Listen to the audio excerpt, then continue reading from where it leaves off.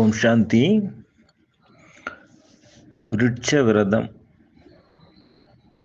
இந்த ஸ்திதியில் நம்ம பயிற்சி பண்ணிகிட்டு இருக்கோம். நாளைக்கான 12ஆம் நாள் குறிப்பு. நேற்றுக்கு நம்மளுடைய விதியை மாற்றணும்னா பாபா காட்டக்கூடிய விதிப்படி நடக்கணும் அப்படின்னு சொல்லியிருந்தேன். அவருடைய அன்பின் நடைகள் தொடர்புட வரும்போது அவர் காட்டக்கூடிய விதி நமக்கு தெரியும். அதன் மூலம் நம்மளுடைய விதியை மாற்றலாம் அப்படின்னு சொல்லியிருந்தேன்.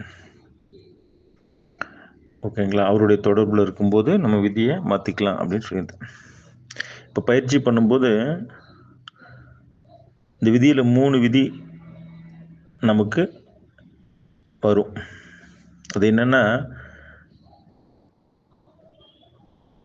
ஒன்று உடல் சார்ந்த விதி, 2வது உடல் மற்றும் ஆத்மா சேர்ந்த விதி, 3வது ஆத்ம விதி. இந்த 3 விதி நம்மள்கிட்ட இருக்கு. இந்த உடல் சார்ந்த விதி அப்படின்னா தன் வழிப்படி நடக்கிறது. தன் வழிப்படி ஏன்னா நமக்கு படிச்சிருக்கனால அந்த வழிப்படி நடக்கணும்னு தோணும். பரபரன்னு நம்ம செய்வோம். நம்ம புத்தி இருக்கனால அதுபடி நடக்கணும்னு செய்ய தோணும். 2வது பாபா ஞானம் நம்ம படிச்சிருக்கோம், அதையும் சேர்ந்துக்கும். உடல் கூட நம்ம புத்தி, சொந்த புத்தியோட பாபா சார்ந்த விதியும் சேர்ந்து அங்கே காரியம் நடக்கும். 2வது விதி. 3வது விதி சுயத்தின் தன்மையில், அது ஆத்ம விதி. சுயத்தின் தன்மையில் காரியம் நடக்கும்.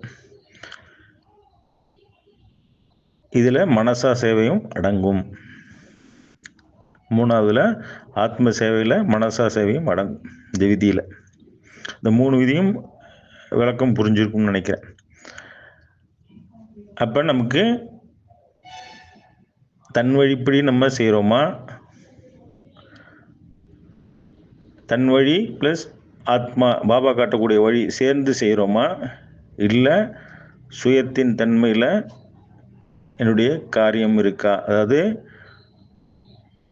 என்னுடைய சுயத்தின் குணங்களின் தன்மையில் காரியம் இருக்கா அப்படின்னு நம்ம இந்த விதியை நம்ம சேர்க்கணும்.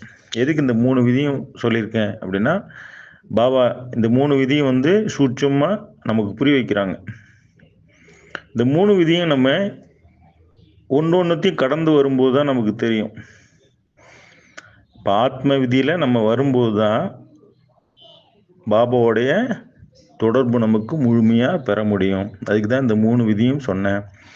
இப்போ ஒவ்வொருத்தரும் யோக பயிற்சியில் செய்யும்போது நம்ம எதன்படி நம்ம விதி இருக்குது அப்படின்னு நம்ம தெரிஞ்சுக்க முடியும். இதை நாளைக்கு பயிற்சியாக செய்யும்போது நம்மளுடைய தன்மைகள் புரிய ஆரம்பிக்கும். அப்புறமேட்டா தொடர்பு எளிமையாக வர ஆரம்பிக்கும். நல்லது. ஓம் சாந்தி.